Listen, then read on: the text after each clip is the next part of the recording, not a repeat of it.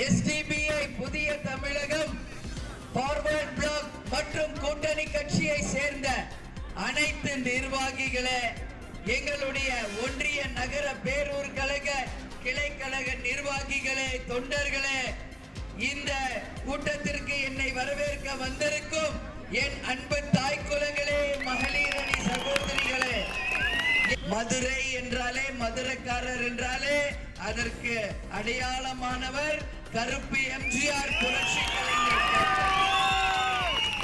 நான் எப்பொழுதுமே இந்த உலகத்திலே எந்த கண்ட்ரிக்கு போனாலும் கேப்டனுக்கு மிகவும் பிடித்த ஊர் தான் பிறந்து வளர்ந்த மதுரை. எப்பவுமே நான் கேப்டன் கூட தான் வருவேன். ஆனா கேப்டன் இல்லாம இந்த முறை நான் மதுரைக்கு வந்தது எனக்கு மிகப்பெரிய ஒரு சோகத்தையும் மன அழுத்தத்தையும் கொடுக்குது. ஆனாலும் என்ன செய்யணும்னு எனக்கும் தெரியல, என் தாய் குலங்களுக்கு தெரியும். இன்னைக்கு ஒரு கணவர் இல்லை என்றால் அந்த பெண்ணின் மனநிலை எப்படி இருக்கும் என்பதை என் தாய் குலங்கள் அறிவார்கள். ஆனால் அண்ணன் நான் வந்து வீட்டுக்கும் கேப்டன் கோயில் தவிர எங்குமே போகாம இருந்தேன்.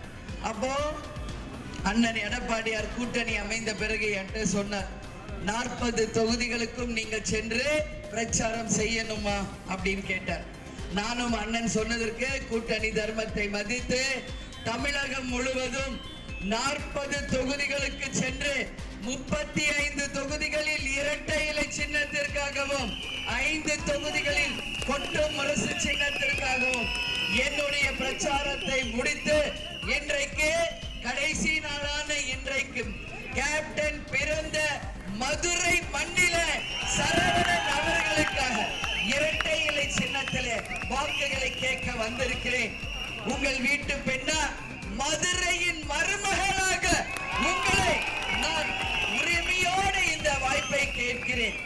டாக்டர் சரவணன் நல்ல படித்தவர், பண்பாளர், இளைஞர், நல்ல மக்களுக்காக உழைக்க வேண்டும் என்ற சேவை மனப்பான்மையோடு உங்களுக்காக உழைக்க அண்ணன் எடப்பாடியார் நல்ல ஆசியுடன் ஒரு நல்ல வேட்பாளரை இங்க உங்களுக்காக கொடுத்திருக்கிறார். இன்னைக்கு பார்லிமெண்ட்ல நம்ம போய் பேசணும்னா நமக்கு எல்லா மொழிகளும் தெரியணும். ஆனா இவர் யாரு? டாக்டர் படிச்சிருக்காரு. உங்களுக்கு எல்லாருக்குமே அறிமுகமானவர் அன்பு சகோதரர் சரவணன் அவர்களுக்கு புரட்சி தலைவர் புரட்சி தலைவி கண்டெடுத்த வெற்றி சின்னமாம் இரட்டை இலை இரட்டை இலை இரட்டை இலைக்கு மகத்தான வாய்ப்பை இந்த தேர்தலிலே நீங்கள் அனைவருமே என் தாய் குலங்களும் கழகத்தினரும் அனைவரும் சேர்ந்து தர வேண்டும் என்று உங்க எல்லாரையும் பார்த்து நான் கேட்டுக்கிறேன். நம்ம சரவணன் வெற்றி பெற்று வந்தால் அவர் மதுரைக்கு செய்ய வேண்டிய சில வாக்குறுதிகள் மிக முக்கியம். தேர்தல் வருவது தொகுதிக்கும் மக்களுக்கும் நம்ம நல்லது செய்யறதுக்காக தான்.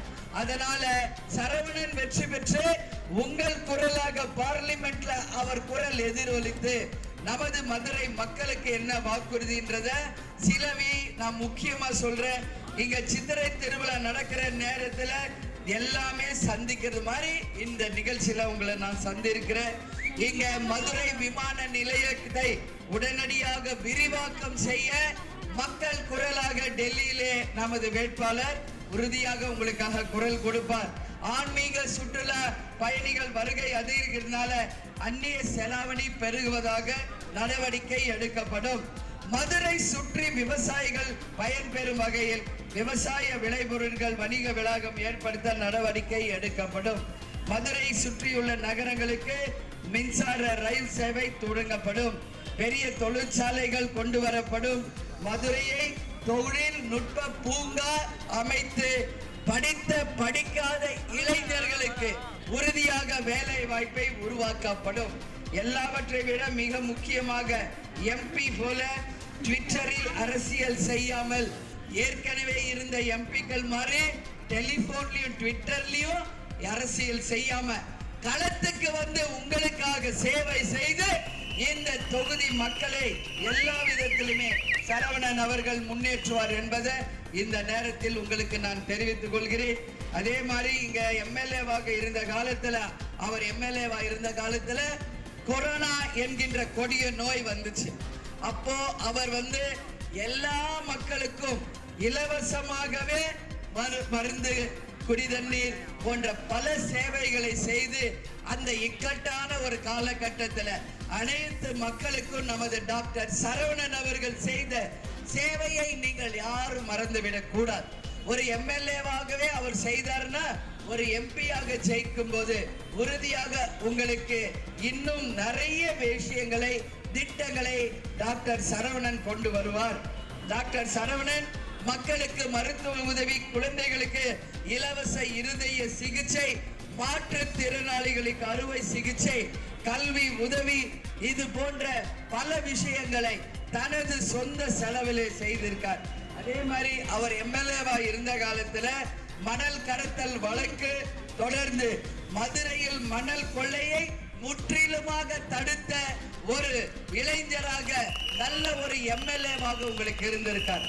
கொரோனா லாக்டவுன் வந்த பொழுது ஏழை எளிய மக்களுக்கு உணவளித்து மருத்துவ சேவையும் செய்து மக்கள் மனதில் நீங்கா இடம் பிடித்தவர் நமது வேட்பாளர் சரவணன். அதனால மாணவ மாணவிகளுக்கு பள்ளி கட்டணமும் அவர் கொடுத்திருக்கிறாரு. இது மாதிரி பல்வேறு விஷயங்களை சரவணன் செஞ்சிருக்கார். இங்க எலக்ட்ரோல் பாண்ட் விவகாரத்துல மத்திய அரசை கண்டிக்கும் மார்க்சிஸ்ட் தலைவர்கள் வெங்கடேசன் போன்றோர் திமுகவின் லாட்டரி, இன்னைக்கு லாட்டரி புழக்கம் தமிழ்நாடு முழுக்க நடந்துகிட்டு இருக்கிறது. அதுல 509 கோடி ரூபாயை நன்கொடையாக மறைமுக ஊழலாக பெற்ற திமுகவை மதுரை மக்கள் சார்பாக நமது வேட்பாளர் சார்பாக வன்மையாக இந்த நேரத்திலே நாங்கள் கண்டிக்கிறோம். ஊழலுக்கு எதிராக பேசும் வெங்கடேசன் லாட்டரி அதிபரை பற்றி மட்டும் ஏன் பேச மாட்டேங்கிறார்? அப்படி உண்மையிலே நீங்க நல்ல வேட்பாளராக இருந்தால் உண்மையை மக்களுக்கு சொல்லணும். இன்னைக்கு ஒரு கூட்டணியில இருக்கும் அப்படின்றதுக்காக வாய்மூடி மௌனியாக இருக்கும் போதே உங்கள் சுயநலம் என்ன என்பது மக்களுக்கு இன்னைக்கு உள்ளங்கை நெல்லிக்கனியாக பட்டவர்த்தமாக தெரிகிறது. நீங்க உண்மையிலே ஒரு மார்க்சிஸ்ட்ல ஒரு சிறந்த வேட்பாளர் என்றால் ஊழலை சுட்டி காட்டணும். அது கூட்டணி கட்சியா இருந்தாலும் ஏன் 509 கோடி இன்னைக்கு லாட்டரியில நீங்க வாங்கினீன்னு போய் கேளுங்க. யார? ஸ்டாலின் அவர்களையும் திமுகவையும். அதுக்கு உங்களுக்கு திராணி இருக்கா? இன்னைக்கு மக்களை வந்து ஏமாற்றி ஓட்டு கேட்கிறீர்களே, ஊழலை எதிர்ப்போம் சொல்றீங்களே, உங்க திமுக தலைவரை இதை பற்றி கேட்கும் திராணி இவருக்கு இருக்கா என்ற கேள்வியை மதுரை மக்கள் சார்பாக கேட்கிறேன். அரசியல் நாகரிகம் பற்றி பேசும் வெங்கடேசன், உதயநிதி போன்றவர் பேர் எல்லா எம்பி எம்எல்ஏ பாத்தீங்கன்னா பெண்களை கொச்சப்படுத்தி பேசிட்டு இருக்காங்க. இன்னைக்கு கதிரானந்த் எடுத்துக்கங்க, பொன்முடி எடுத்துக்கங்க, எல்லாருமே பெண்களை கொச்சைப்படுத்தி பேசுற ஒரு திமுகவை நாம பார்க்கிறோம். இது கண்டிக்கக்கூடிய ஒரு விஷயம். அதே மாதிரி மீடியாக்களை எல்லாமே இன்னைக்கு வெங்கடேசன் பேசுவார், இந்தி எதிர்ப்பை பத்தி பேசுவார், ஆனா தமிழ் வாழ்க அப்படின்னு சொல்வார்.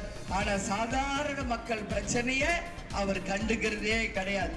எம்பி நிதியில 17 கோடி தான் 4.24 கோடி ரூபாயை மட்டுமே பயன்படுத்தி 22 கோடி ரூபாய் செலவு செய்ததாக பொய் மூட்டையை அவிழ்த்துவிடும் வெங்கடேசன் அவர்கள் நாங்கள் கேட்கின்ற கேள்விகளுக்கு பதில் சொல்ல தயாரா என்று வேட்பாளர் சார்பாக நான் இந்த நேரத்திலே கேட்டுக்கொள்கிறேன்.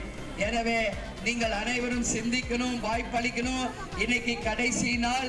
இன்னைக்கு நீங்க எல்லாருமே 6 மணிக்குள்ள நம்ம பிரச்சாரத்தை முடிக்கணும். நீங்க எல்லாரும் 19ஆம் தேதி போய் கட்டாயம் ஓட்டு போடுங்க. ஆனா சிந்திச்சு போடுங்க. நமது வேட்பாளர் படித்த ஒரு நல்ல வேட்பாளருக்கு உங்க வாய்ப்பை தருவதற்கு வெற்றி சின்னமா இரட்டை இலை சின்னத்திற்கு 2வது நம்பர் பட்டனுக்கு வாய்ப்பு கொடுத்து மகத்தான வெற்றியை இந்த தேர்தலிலே தரணும் சொல்லி கேட்டுக்கிறேன். வெற்றியை தருவீர்களா? நமது சரவணனை வெற்றி பெற செய்வீர்களா? இரட்டை இலைக்கு வாய்ப்பு தருவீர்களா? மகத்தான வெற்றியை தருவீர்களா? அனைத்து கருத்து கணிப்புகளும் மதுரையில பாராளுமன்ற தேர்தலில் நமது சரவணன் வெற்றி பெற்று விட்டார் என்கின்ற கருத்து கணிப்புகள் வருகிறது. அதற்கு நீங்கள் உறுதுணையாக இருந்து மகத்தான வெற்றியை நமது சரவணன் அவர்களுக்கு இரட்டை இலை சின்னத்தில் நீங்க வாங்கி கேப்டன் பேரையும் நமது புரட்சி தலைவர் புரட்சி கலைஞர் இருவர் பேரையும் சேர்த்து விஜய ராமச்சந்திரன் என்கின்ற பெயரை இந்த ஆண் குழந்தைக்கு சூட்டுகிறேன். எல்லா வளங்களும் நலங்களும் பெற்று சீரோடும் சிறப்போடும் 100 ஆண்டு வாழ வேண்டும் என்று உங்கள் அத்தனை பேர் சார்பாக அவரை வாழ்த்துகிறேன். நன்றி.